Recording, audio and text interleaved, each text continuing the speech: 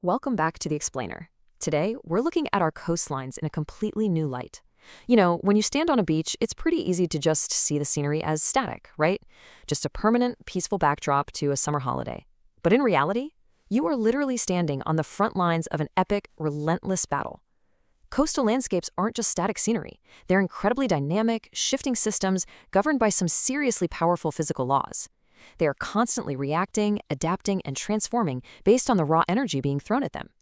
So today, we're going to unpack exactly how these systems fight to maintain their balance and what happens when they get pushed way past their breaking point. Here is the game plan for today. First up, systems and feedback. Second, steady state and seasonal rhythms. Third, dynamic equilibrium and shifting baselines. Fourth, metastable equilibrium and tipping points. And finally, a real-world case study on Hampton Pier.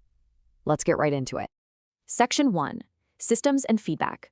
The Rules of the Coast. Okay, so to understand anything about coastal geography, we first have to recognize that a coast is an open system. It's got energy and matter constantly entering it. Think wave energy, wind, river sediment, and constantly leaving it. And caught right in the middle of all these dynamic energy inputs is the coastline itself, which is constantly trying to find a state of balance. That state of perfect balance, that's what we call equilibrium. It is the ultimate goal of the coast. When the inputs and outputs are totally equal, the system stores, like the actual amount of sand on a beach, don't fundamentally change. The coastline literally shapes its own physical landforms to perfectly dissipate the incoming wave energy. High energy brings erosion, low energy brings deposition. It's just this constant, delicate dance to find stability. But, what happens when that balance is disturbed? Well, that's where feedback comes in. Negative feedback is essentially the coastal system's built-in defense mechanism. It's a self-regulating process that continuously fights to maintain the status quo. If some external force creates a change, negative feedback immediately jumps into action to decrease the effects of that change and restore the system to a state of balance. It's the hero of the story. Contrast that sharply with positive feedback. If negative feedback is the hero, keeping the peace, positive feedback is the dangerous amplifier that drives dramatic storyline shifts. When positive feedback takes over, changes to the system aren't reduced at all. They're increased. They multiply. This pushes the coastal system further and further away from its original state, which often leads to really rapid and extreme environmental changes. Keep both of these concepts in your back pocket, because they're the driving forces behind the different equilibrium states we're about to look at. Section 2. Steady state seasonal rhythms. Now this represents the peaceful, self-correcting baseline of the coast.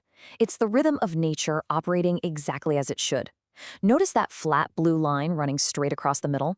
That represents the baseline. Absolutely no long-term change in the system stores or flows over time. But the green line, that represents the actual current state of the system, weaving up and down. Those are your short-term fluctuations. But here's the magic. Because of negative feedback, whenever that green line goes a bit too high or too low, the system self-regulates and pulls it right back to that flat, stable blue baseline. Honestly, the most perfect example of steady-state equilibrium is how a beach changes between summer and winter. In the summer, we get these constructive waves. They're lower energy waves where the swash is stronger than the backwash.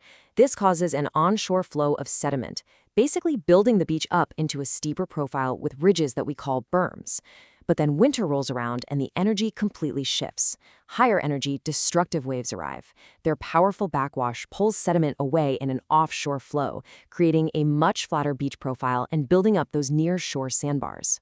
Notice that big green arrow showing onshore flow in the summer, pulling sand from the water right up onto the berm?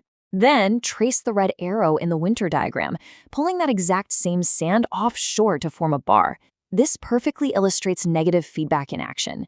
The harsh winter waves erode the beach, right? But that sand isn't lost. It forms an offshore bar that actually forces the next set of incoming waves to break earlier, which reduces their energy and protects the beach from even more erosion. Then summer returns and those gentle waves push the sand right back. Year after year, the system fluctuates, but it always restores its steady state equilibrium. It really is a beautifully self-sustaining cycle. But what happens to the balance when the baseline itself starts to slowly shift? What happens when the very foundation of the system is altered? Section 3. Dynamic equilibrium, shifting baselines. We aren't dealing with a peaceful status quo anymore. This is a creeping, long-term threat to the coastal system, driven by massive, gradual forces, like rising sea levels. Notice how the green line here is still fluctuating up and down. Negative feedback is absolutely still operating, valiantly trying to self-regulate the system, just like before. But look at the blue line. It's not flat anymore. It's slanted. The long-term baseline of the system is fundamentally shifting over time. But because this change is happening gradually over a really long time scale, the system doesn't just collapse. It adapts. As sea levels slowly rise, wave energy reaches slightly higher up the shore. The negative feedback loops just keep operating, continuously adjusting the morphology of the cliffs and beaches to a changing energy environment. So the coast is still in a state of balance, but it's a moving balance. It's a dynamic equilibrium. But what if the change isn't gradual? What if the system takes a shock so massive that adaptation is just totally impossible? Section 4. Metastable equilibrium. Tipping points. Picture this. On the left side, we have a perfectly happy system in steady-state equilibrium. But then, bam, there's a sudden, violent break. The system leaps drastically up to an entirely new state, where it establishes a new, totally different steady state. A metastable system is one that seems perfectly stable, right up until a powerful trigger forces a dramatic, unavoidable leap to a completely new reality. That sudden leap happens because the system crosses what we call a tipping point. The tipping point is the exact threshold where our hero, negative feedback, is finally defeated. It just can no longer regulate the massive influx of energy or disruption. The battle is lost. At that exact moment, positive feedback takes over, amplifying the changes and causing a rapid, dramatic, and often entirely irreversible alteration of the coastline. Now, we often think of these triggers as massive natural disasters, right? Like a huge storm. But for our final section, we need to ask a much more pressing question.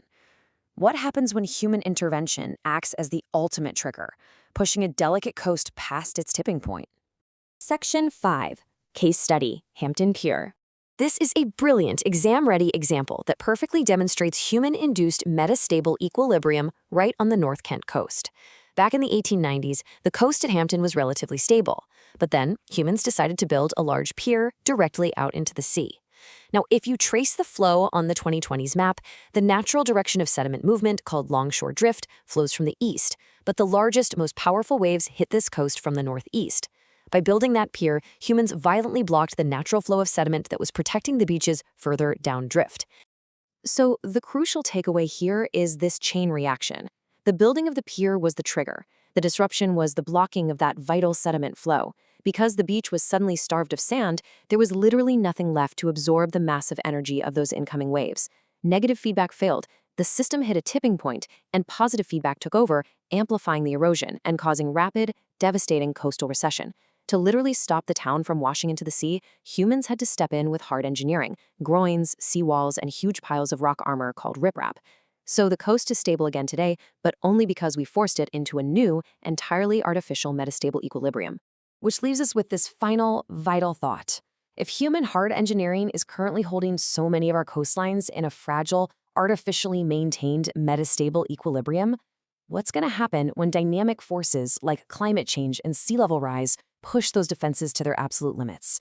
What tipping points are just waiting for us in the future? It's a powerful reminder that when it comes to coastal systems, the battle for balance is never truly over. Thanks for joining me on this explainer, and keep looking closely at the incredibly dynamic world around you. Catch you next time!